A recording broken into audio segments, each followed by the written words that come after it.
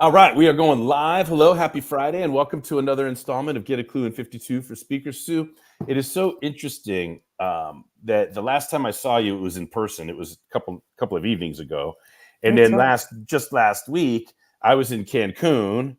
But how did I see you in person? You weren't in Melbourne as you are now. You were here I was, stateside. So it's just yes, the last three kind of two tip readings and a live event in the last week for us, which is cool. Really, really cool. And three different, geographic territories are represented there. So yes. it's cool to see you back in our normal rhythm here online for another tip reading. And as everybody knows, we're halfway through the year. This is tip number 26 today.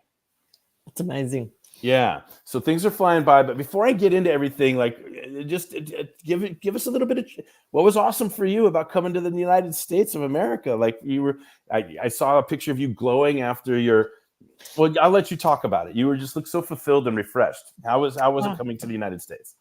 look, it was amazing. I had a very special 2 weeks with my sister and her family. My sister and I were able to do a road trip for 9 days. It ended up being, we went up through from California up to Oregon.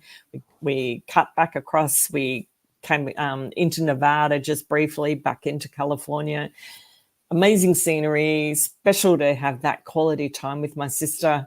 Yeah, and got to celebrate my niece's birthday, see my nephew run track in the Nike Outdoor Championships, Yeah. nationals, I should say, in Oregon. And that was amazing, not only to see him run, but just to be part of the whole environment. And then just this last week at that stadium, that is where all the Olympic trials have been held for track and field for the US, for the Yeah. US team. So a really iconic place to be. Yeah. You felt Yeah, the it was buzz. You felt the buzz. exactly, Yeah. exactly. It was fantastic. And then of course to come head from there, head down to San Diego. It was only short, I only had a couple of nights there, but to be at the event, be at the university club, Yeah, let's slow meet. down. Let's slow down here for a second when we talk about this part. Let's slow down. Let's really Yeah. kind of what event now? Author. And I'm being teasy like my jovial self. But what I'm going to do is I'm going to share a screen, and I'd like to just really capture like from my Facebook page, right? Like look at the bright faces. So you're talking about Authors Hour and just seeing like here's Wendy. She posted how grateful she was to be there at Authors Hour. You can see we're at the top of San Diego, and look at how wonderful you look. And we had Vaughn playing the sax, and like you just look fantastic, Sue. And meeting new people and seeing new scenes. And I'll let you take it from here, but I just wanted to show some of the glow. Warms my heart, and look at how happy we all are. And Diane was there, and Lisa Reed, and yourself, and it was just like the hugs heard round the world, the hug fest, right? I don't know Definitely. if these pictures are coming through and people are getting a feel for what an elegant and what a beautifully connected time. It was warm, it was intimate, it was high level, it was elegant, graceful. There was good food, good books, good networking, good conversation, just all the things. Not overly done, not underdone, but it was just right. And you see some of the video that I was capturing in the early hours before we even got started with the programming. But we had delicious light bites and guests from the club, guests from Lisa's network, guests from my network. My family was able to arrive. You can see all the good interactions that are taking place. It's just a real treat. And this is the truth. The truth of it all is this entire event, I built it around you, Sue. Like you You said, you were did. coming to town, and I said, "All right, you want to do?" And it's funny too. The funny part is, Jeff, I could come to San Diego, but not for coffee and biscuits. Can we do an event? Like if I'm coming down, like let's do. And all right, challenge accepted. But how did we do? Did I honor you, Sue? Did it come out the way you wanted? It was fantastic. It was so special to be able to see you face to face. Yeah, It's like 5 or 6 years since we've caught up. Amazing to be in the same room as Lisa Reed and Diane Forster. yeah, I've interacted powerful. with them online. There were a few other people that I had met sort of in very short bursts online, to see them face to face, to meet your family. You are so proud of your family. You're gonna make me cry. But it was fantastic to be in the same room as them, to meet Marianne, to, see how tall Abby is. Yeah. You know, Abigail's really tall. Like, I think she's coming up on 5'8" or something like that. yeah. But her energy fields make her even taller because her energy is so boundless, right? Yeah. And it was lovely to talk with her about her experience doing Wizard of Oz and the character. She played Scarecrow, Yeah.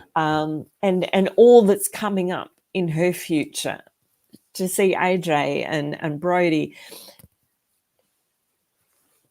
it was a delight, absolute delight to be there. Thank you so much.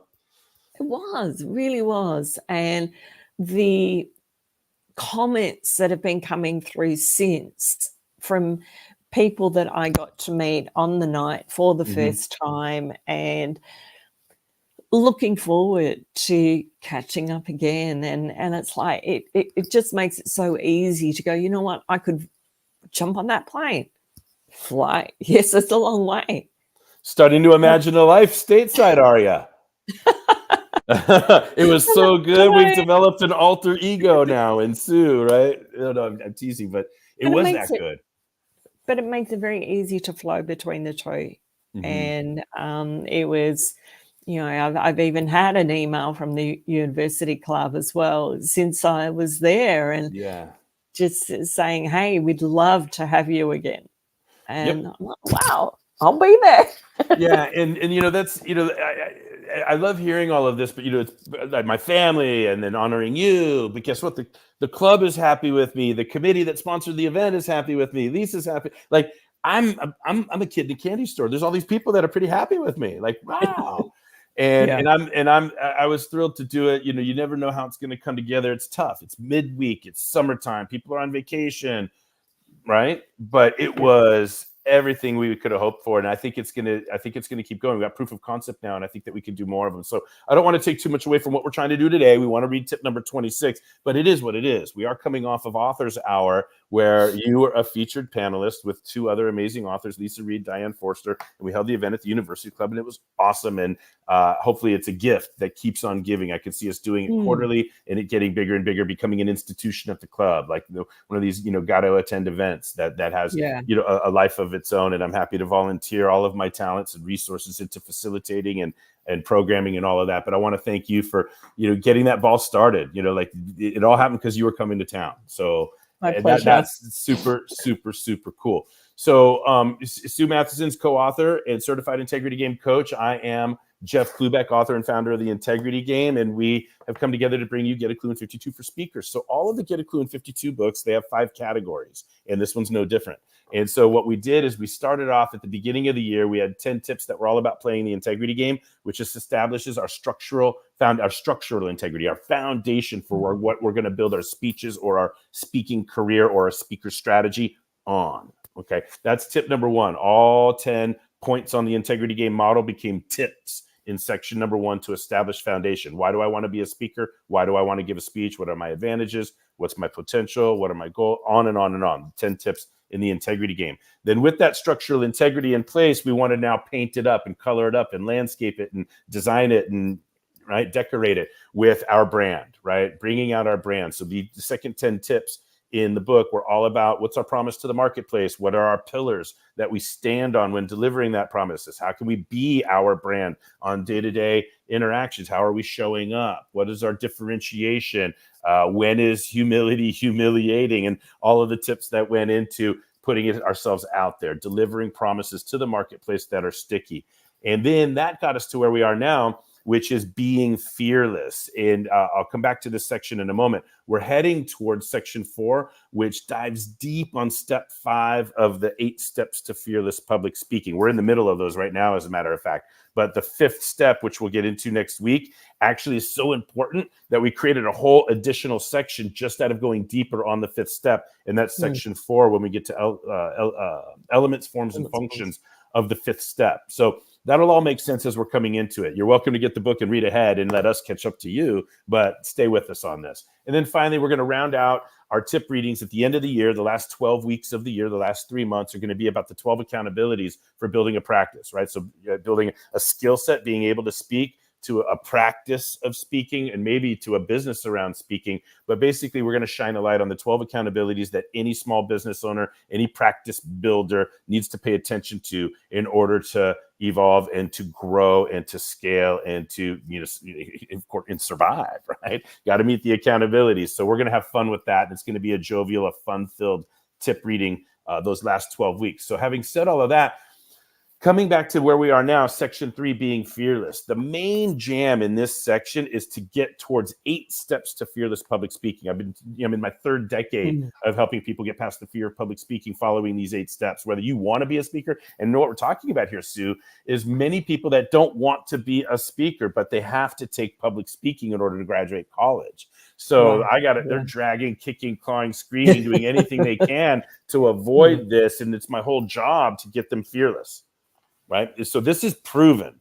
Like, if I can help people that don't think they can speak, think they're terrified of speaking, or coming up with every excuse under the sun not to, they're willing to get an F on their GPA just to avoid being on stage. So if I can get through to them, I could definitely get through to the people that know they can speak, know they want to speak, know the value of speaking, and know. So that's the epicenter of this section is 8 steps to fearless public speaking. But what we did was we kicked this section off with some mindset. It's not about you. As a matter of fact, we broke that down to everything prior to getting on stage is about you. Why are you a speaker? What's your subject matter expertise? What are you trying to do as a speaker, etc. But the moment you're on stage, it's not about you at all. It's not about what you do with your hands. It's not about what you're wearing. It's not about how you stand. It's about the audience, and the audience getting what you came there to give. That's what it's about. And then finally, the real fear, and I say finally before we get into the 8 steps, the real fear of public speaking. So many people think they're afraid of public speaking, but they're not.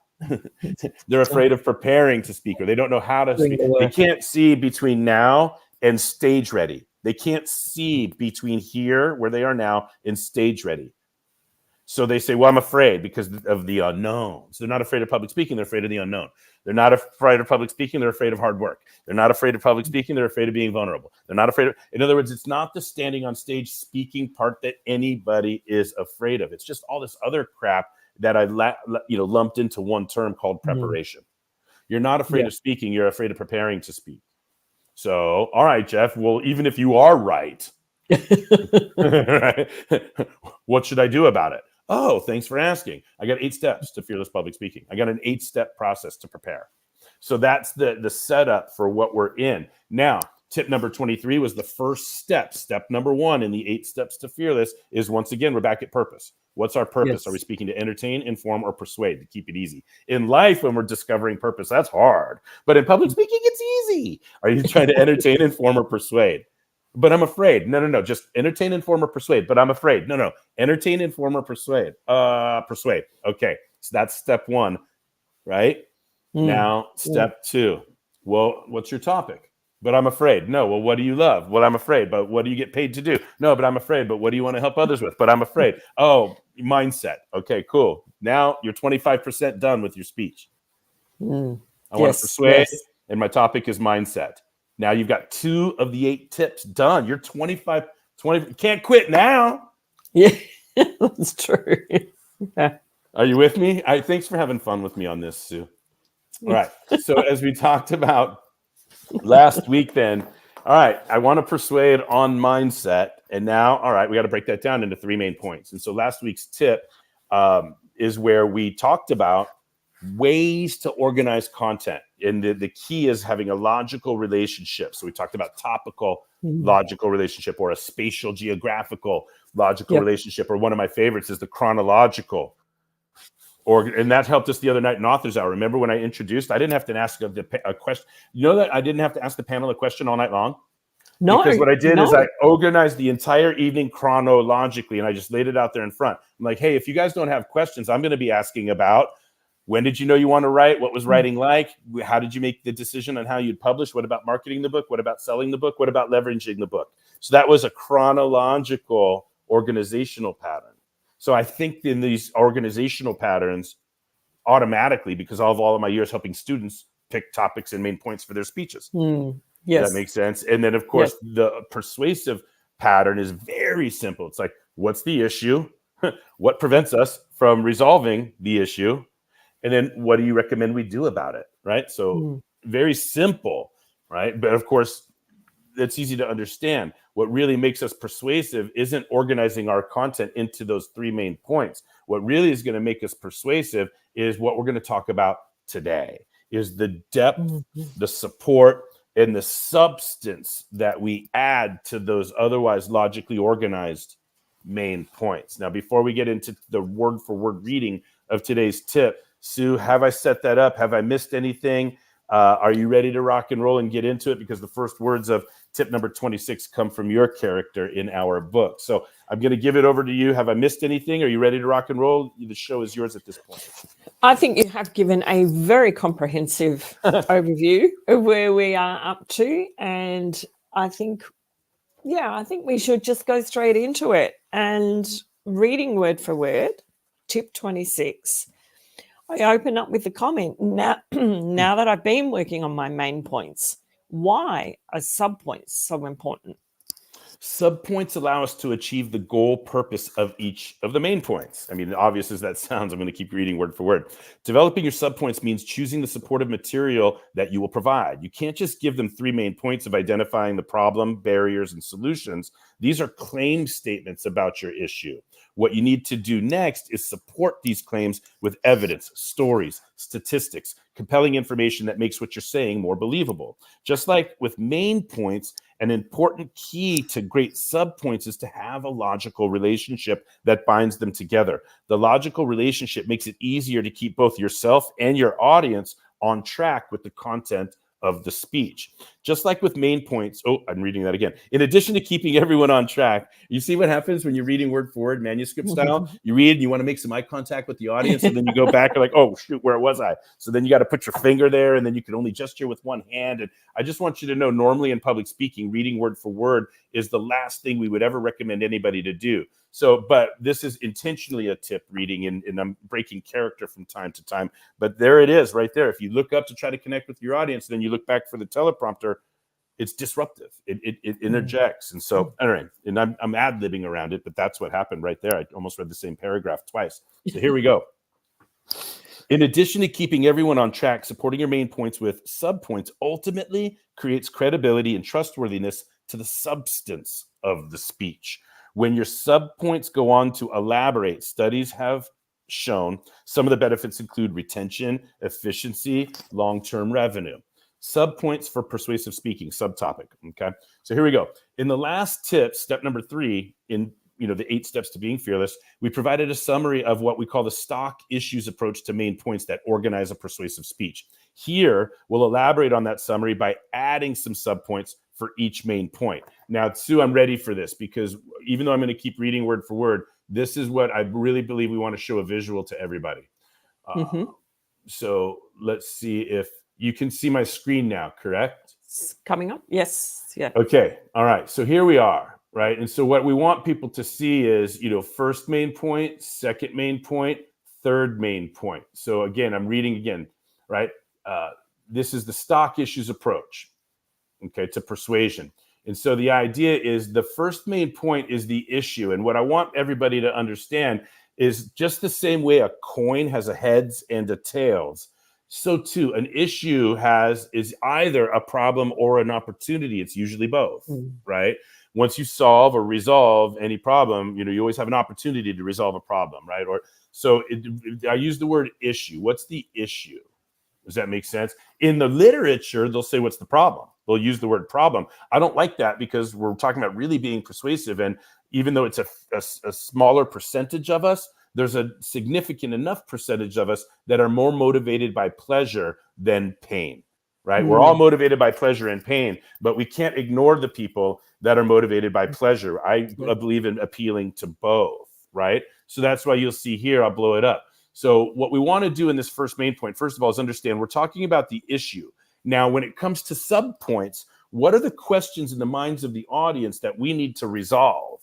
that we need to answer. There's nothing worse than when I'm in a speech and I'm asking myself a question and I'm listening to what I'm asking myself, then that disconnects me from the speaker. I love the speeches where the speaker is answering the questions for me before I can ask them in my own mind. So what we want to answer for people is, hey, guess what? Here's the problem. And guess what? Here are the harms associated with that problem. Or here's the opportunity and here are the rewards associated with that opportunity. So is your evidence, is your support, are your stories, are your testimonials, are your statistics, are your facts, are your comparisons, are your demonstrations telling this story right here, the harms or rewards, the pleasure and pain associated with this issue. Now, next, we want to talk about the size and the magnitude. Does this problem affect 1 out of every 17 billion people? Or does it affect, do you know what I'm saying? Like 1 million out of every 2 million people? You know, like what's the size? What's the magnitude? What's the scope? Is it trending in this direction or trending in that direction? If you would have talked to me about HIV and safe sex prevention back in 1988, it might not have been that scary. Like, oh, there's this thing and whatever, it's hurt a couple of people. All right, whatever.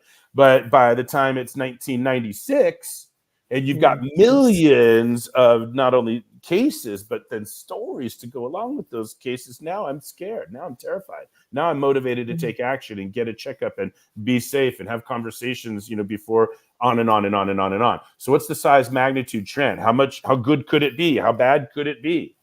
Right? How long has it been bad? Like numbers, size, magnitude, trends. And then, of course, you need to get emotional. You need to directly appeal to what your audience considers to be pleasure or pain. So how does this issue affect your audience? Your audience needs to see themselves being affected one way or the other by this issue. They need to see themselves realizing the rewards, or they need to see themselves suffering from the pains associated with this issue. So if you're not doing all three of these things, you're not going to be as persuasive as you could be. And now, never mind the technique on how to do these things. Just right now, start with collecting the information that you need in order to do those things. We'll work on how to deliver that information later, right? So before I continue, Sue, any questions or anything to add here as I'm talking about the importance of developing the first main point and the types of material, content that we need in order to develop this first main point? I just wanted to note a comment that Richard has just put up. Richard, let me take a look. I got to stop sharing for a second. What's sharing. going on? We love your comments. Old students. All right, I'll read it out loud. I wanted to drop by and say thank you for doing this. I was a student of yours at Miramar College almost 20 years ago. You know what I can do, actually, is I can show it. Richard, look at that. How cool. Thank you, StreamYard. Back to work almost 20 years ago, and your tips still help me immensely to convey ideas to others as someone who is typically quiet and learns more towards actively listening rather than speaking in conversations. Richard, thank you a gazillion. It means the world to me. It warms my heart to understand how you're thriving and how much easier things would be for you because of what we did. And not just what we did. Anybody learns public speaking, but you understand how passionate I am about this. You understand how I want this not to just be a 3-unit course that you tick off in your freshman year or whatever your journey is, but I want this to be what you're sharing with us right now, something that lasts you a lifetime. You teach somebody fish, or you give them a fish, they eat today. Teach them how to fish, they eat for life. Richard, thank you so much for that. Sue, thanks for the healthy interruption. That warms my heart so much. I don't know who this hello LinkedIn user. So glad I was able to join. Great stuff. Maybe that's Sierra. I'm not sure. I talked with Sierra Walling yesterday. She's an all-star in the 90-day challenge interviews that we do. She said she was going to drop in today. I don't know if that's her, but hello LinkedIn user. Great to see you as well. And so back to our banners, we're talking about depth, support, and substance, and going back to the screen share, because I really think I'm abandoning word for word right now, because this is really important. So we were talking about the issue, what the problem or the opportunity, and the main questions I know I need to answer for my audience are: what are the harms or rewards? What's the size and magnitude and trending? And then, of course, what's the relevance? Can you see yourself? Can you imagine being rewarded or harmed by this particular issue? Once I've done that, it's like, hey, I've got your attention now. Now that you know there's a big issue, now that you know that there's harms and rewards, now that you know that it's coming for you, now that you know that you can visualize, all right, why aren't we resolving this? Why aren't we solving this problem or realizing this opportunity? So if there's a million reasons why, they all fall into two different areas. So there's two subpoints to the second main point. First of all, the literature will say structural inherency. Like, what's inherent? What's the structural? And so like institutional. Another way that I would encourage you to think about this is external. What are the external barriers? So like laws, rules, codes, norms, systems, forces at play from community, from advertisers, from politicians. I have a way to organize this is the 5 Ps, right? Like our parents sometimes are barriers for us to be like, right? Sometimes it's our peer groups that hold us back or get in the way. Sometimes it's the press or media. I mean, like, I don't know how many Americans are damaged permanently by what we saw on TV last night and who our choices are. Like, oh my God. Like, so the press sometimes is a barrier, and everything that we consume through media, social media, television, on and on, all the stuff, right? And then, of course, the profit motive, corporate pressures, and the profit motive sometimes gets in the way of ethics and integrities and ideals and missions and visions. And then finally politics, right? Which is the do what it takes to get ahead jam. And so sometimes politics prevent the most qualified person from getting the best opportunity. And so those are the external barriers. Are you with me? Parents, peers, press, profits, and politics. That's a really neat frame to understand categorically all of the structural barriers to overcoming an issue or an opportunity or what have you. But guess what? As I often say, I can give you the best boat, I can give you the best crew, I can give you the best map, I can give you a blank check. But if you believe the world is flat, you're not going. So exactly. the other barriers to resolving issues are our fears, our attitudes, our relative intelligence or ignorance, our values, sometimes our principles. Like, on principle, I'm not doing that. Well, what if your principles were somewhat flexible? Would you do it? And what would that mean to you? And what are you shutting yourself out on in the name of principle? And what about competing principles like time is money and patience is a virtue? So who wins when those two are competing, right? So your beliefs, feelings of certainty about what's true.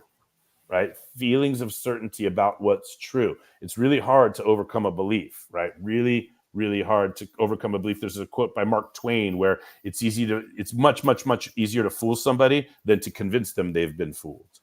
Yes. All right. Yeah. So what you understand when you're being persuasive, if you're not appealing and getting in there and asking your audiences to question what they hold to be true and imagining them to consider what else could be true, you might not be being as persuasive as you could be, right? So I hope you understand what we're talking about there. And so it's like, hey, now that you know this is a big deal and you got an idea of what's keeping you, what's preventing you, how about some solutions? I got some ideas on how you can get around those barriers, through those barriers, over, under, around, through those barriers to the ideal rewards that you're looking for, or avoiding the problems that you're trying to avoid. And so now I want to make sure in my third main point, it's actionable, actionable, actionable, actionable. I want to make sure I'm suggesting observable actions my audience can take. And, in like a seminar industry, it's like, hey, here's what you can do for free. Hey, here's what you can do on your own. And here's what you can do with me. Yeah. Right. And just that's a logical relationship, right? You can do it. You can do it. You can do it. Right. Does that make sense? Free, minor investment, totally. Free, minor investment, big investment. On your own, hybrid, I do it for you. So organizing the offerings and making it easy for people to understand what their choices are and make it easy for them to go in the direction that you've already built them. That's on and on and on and on and on. But for all of these, if you just treat these bullet points, there's 3 here, there's 2 here, and there's 2 here. Now, all of the stories, all of the statistics, all of the testimonials, all of the case studies, all of the comparisons, all of the demonstrations, all of the stuff that you might possibly put into your speech, now you know where it goes. Now you know where would be the best point, or what arguments am I trying to make, right? What do I want? And so what would be the best content to support these arguments? So now continuing in the word for word, and I'll just do it by sharing screen. In the added summary of subpoints, you can see the arguments you'll be making in order to effectively persuade your audience. All arguments are weak if they are not developed and supported with evidence. And I put evidence in quotes there. So provide evidence.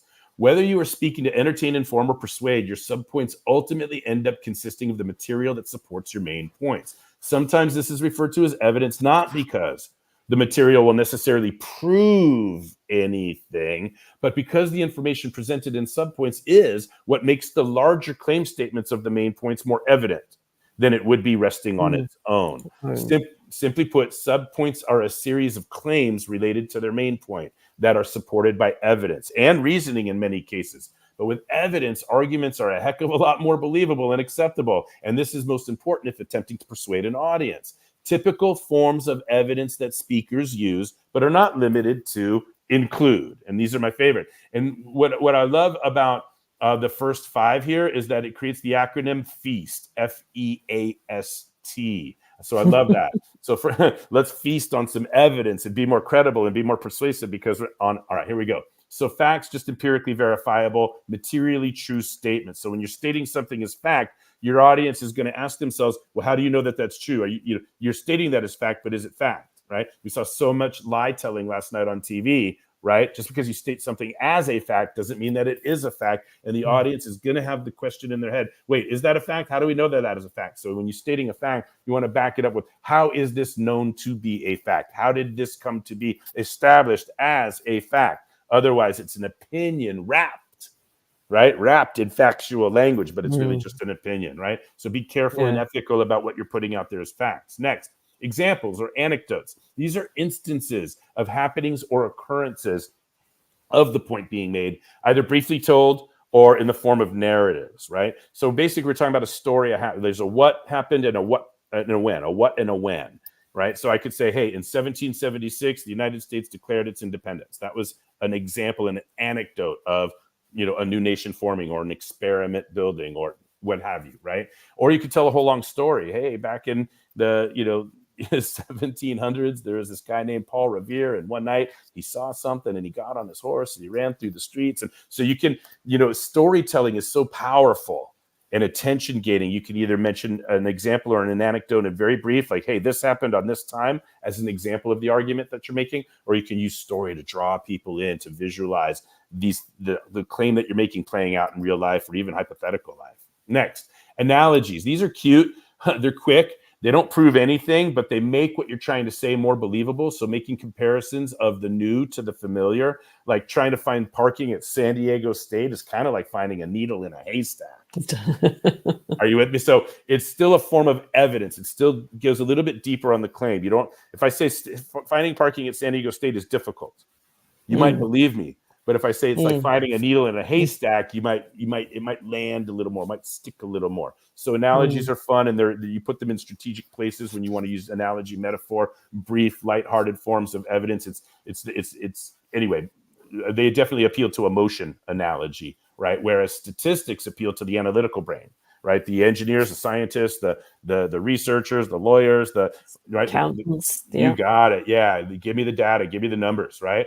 And so that speaks for itself. So statistics are numerical information expressed in numerical form. And then a lot of people want testimonials, like the analyticals want the testimonials because of the credibility it gives, right? To give certainty and assurance because they're skeptical people. But then, emotion, empathetic, fast-paced, variety-oriented, extroverted people like me like testimonials too, because we want to hear what people have to say.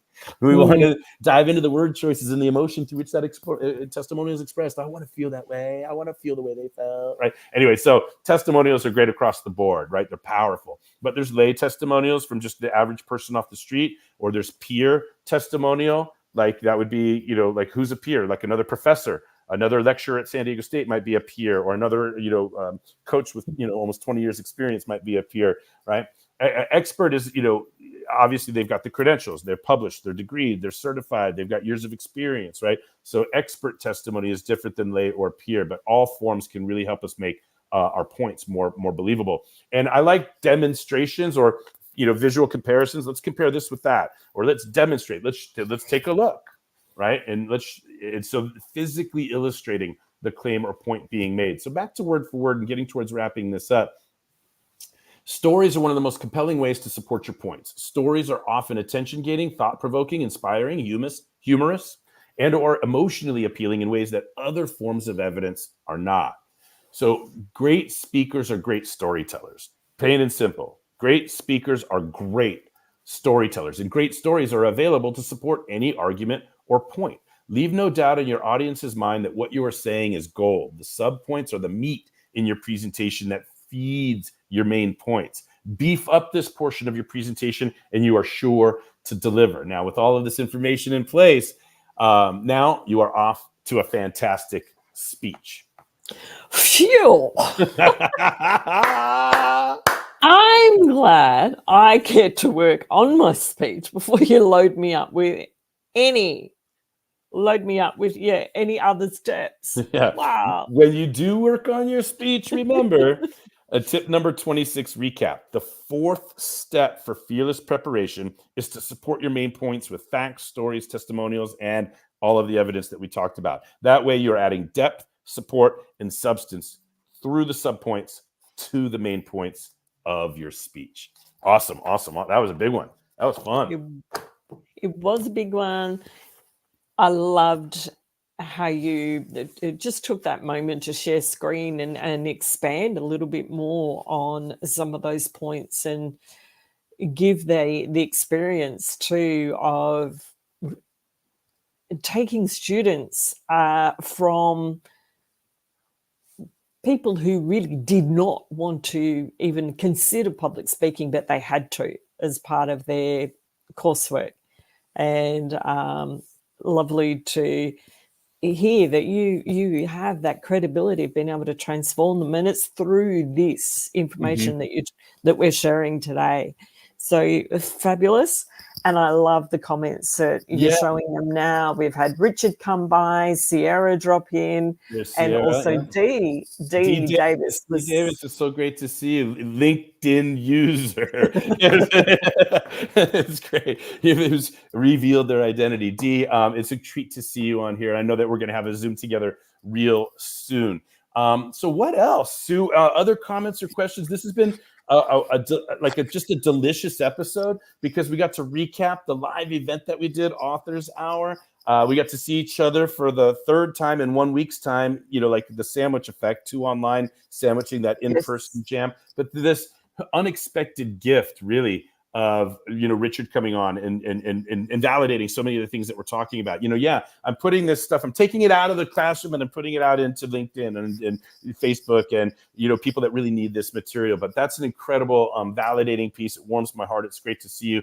And from all these years, 20 years ago, Sue, right? And then, of course, some of my more modern, current friends and relationships that I'm building professionally. D Davis, introduced to me by the one and only Brian Trachel, and Sierra Walling, who heard me on a podcast last year by somebody that she really respects. And so she reached out to me on LinkedIn, and she's a behavioral scientist, and we're developing this really incredible relationship. I think there's something larger than both of us that wants us to hang out, because when I was in a conference in Vegas in March, I said, hey, I'm in town. If you get a chance for coffee. She's like, no, I'm really busy at a conference. Like, where's your conference? She's like, oh, it's right here. And I'm like, right here, like on this floor right here, like right next to the blah, blah, blah ballroom right here. Like, no way. Like, we've come out of our conferences together and there we are. And it was another hug heard around the world. And so I've gotten a couple hugs heard around the world this year already. And one was with you the other day, and the other was with Lisa Reed the other day. So it's a kid in a candy store just to be available every week and to partner with you on this project and to see that we're touching some people out there and reconnecting with some old friends. Richard, so great to see you. Thank you so much. But let's go ahead and get into what we do in a very humorous way every week. And it's a little thing I call last call for comments, questions, jokes, riddles, haikus, limericks, or expressions of gratitude. Last call, everybody. What else you got, Sue? What else have I got? I think I don't really want to take away from the energy of today, because it's been quite special. And one thing we did last week, which I think we might maybe pick up next time when we're back online, is we had a bit of fun role playing, taking my topic or one of my topics of hiking. Yeah. And we did some different came up with some, what were we doing? Main points. We organized that we were topic organizing our content into main points, each of the 4 different ways. So we did it topically, we did it spatially geographically, we did it chronologically, and then we did it stock issues or persuasively. So we came up with 4 different forms of 3 main points for the topic of hiking. That was just main points. What we talked about today is the subpoints that support those main points, but go ahead. So I think what I'd like to do is, as I say, not to go away from the energy of today, but maybe pick some of that up next time round, and I'll play around with it a little bit on the basis of what we've talked about today in between. Yeah, I was on the verge of using mindset as the thing to flush it out more fully. But guess what? Next week is the week to do it. It's a better week to do it, because these first 4 steps, the first 4 steps in 8 steps to fearless public speaking. I keep saying that over and over again, because that is what we're doing. 8 steps to fearless public speaking are 80% of this section, right? Yes. And so it's next week is the 5th step. And of the 8 steps, it's the 5th one that gets this out of our head or off the paper napkin. And now we got to get to the computer and really start letting our fingers do the walking here. Right. So I can determine my purpose in my head. I don't even have to write anything down yet if I choose to persuade. And then I could pick my topic: mindset, hiking, integrity, accountability, motivation, rapport building, be a likable boss, train the trainer, gazillions of topics. Right. I can still do that in my head. Yes. And as you saw last week, as I demonstrated, I can do this, because of all the years I have of, helping people organize their thoughts. I could even organize 3 main points off the top of my head. So far, it's all still in my head. Today's tip now starts us to getting, let me make some bullet lists of the types of content I may need to make these arguments. Let me start to maybe jot some notes down. So now I'm going from out of my head to now writing, making bullet lists or some keywords, some scratches on a notepad that will help me guide me on the research I'm going to, you got it. So we're going from our head to a paper napkin. Next week, we're getting on the computer and we're going to start to construct this thing. Okay. So it's next week's tip, step number 5, that actually is so important to actually literally flush out, actually put things in before it's placeholders. Now, I know we're on last call, but I'm going to go back to screen sharing. Okay. It's placeholders before. Look at this. So you see how this is organized? These are placeholders. So this is beginning of an outline. So look, Roman numeral 1, and then big letter A, and then sub 1, and then whatever the evidence pieces are little a and little b. So we can start to imagine that we've got a framework, a skeletal framework, a wireframe or an outline. And now we just got to construct our speech by putting the right content in the right spot. Then we're going to move on later to then practicing how we deliver it conversationally. But we want to build it. We want to construct it. I never tell anybody to write your speech. I tell people construct, build, piece together the content of your speech. Then we'll work on delivering it. Does that make sense? If you're tempted to write a speech, you're tempted to what? If you're tempted to write a speech, you're tempted to read a speech. We don't want people reading their speeches. We want people to speak conversationally from this level of preparation that they've arrived at that allows them to be themselves in the moment, because they know where they are in any given moment. Oh, I'm in the first main point. Oh, I'm in my second main point. Oh, I'm in my third main point. Oh, hey, I don't have to memorize the words that I'm going to say. I just have to memorize these 3 objectives I must meet. I don't have to memorize every word I'm going to say. I have just to memorize these 2 objectives I must meet.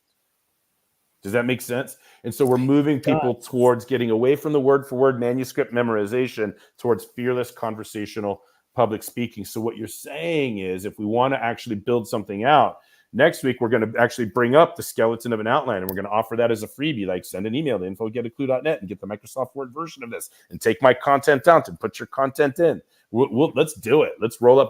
So it's going to be workshop style next week. So I think that's beautiful and appropriate, and it further excites me for what we're doing here. What else, Sue? Well, just to that, those last comments that you've just made, what's powerful for me is, by building our speech, we're taking those actions, and then when we come to a point of actually giving our speech or presenting or whatever it is that we're doing, because we've taken that action, that's what makes it so much easier to remember, because we can go back to what was the process I was going through, what were the steps that I was taking. So you're already, by doing that work and engaging in that process, you're actually already embedding in your own mind the beginnings of I your love speech. that. Embedding, establishing, constructing, building. There's points of reference, frames of reference, right? Stability, structural integrity. That's what we're all about. We can make a lot of mistakes, and we can generate a lot of genius if we have a structure and a framework and a path that we're going down. We don't need to get every single step perfect, but we need to stay on the path. Love it. Yeah, well, it loves you too. So it's powerful. always mutual. Always mutual. All right. Anything else in last call? Comments, questions, jokes, riddles, haikus, limericks, or expressions of gratitude? Wow, what a week it's been.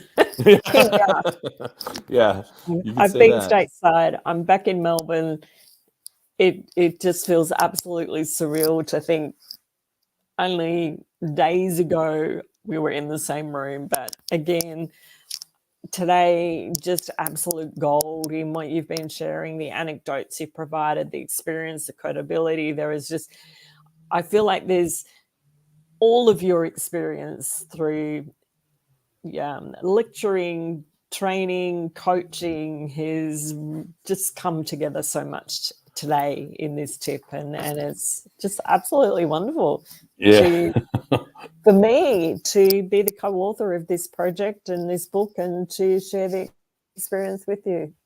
Well, I would be an idiot if I didn't say, if that piques the interest, if anybody else out there wants to have the experience that Sue had, where there's no limitation on the amount of content, no limitation to the amount of ideas, your subject matter expertise, I can bring it out. So if you're interested in doing either a Get a Clue in 52 project, a series of 52 tips around your subject matter expertise, and you want to market with me in 2025 or whenever the project's done, or any other form of book project that you think I can either coach you on, help you organize your thoughts around, if there's anything that you think I could do for, if you want to tap in and have any, if you have any interest in having the type of experience that Sue is having as a co-author of a Get a Clue in 52 project, just reach out to me. I'm very easy to find. Send an email to info@getaclue.net. Let me put it up on the screen.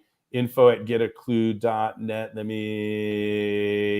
And I'll respond with the ebook, 8 Steps to Being Fearless, right? So if you feed 2 birds with 1 grain, if you want to get the ebook, just the 8 Steps to Being Fearless, not all of 52 tips, but just the 8 Steps to Fearless Public Speaking with the frameworks and the outlines and the templates that are in there that make it easy to follow, then we'll reply with a copy of that when you send an email to info@getaclue.net. And if you're interested in being a part of a Get a Clue in 52 project, just make sure you put that in the notes, and we'll receive that and we'll follow up accordingly. But having said all of that, we're back to last call. Anything else? Last call, Sue? No, nothing more from me today.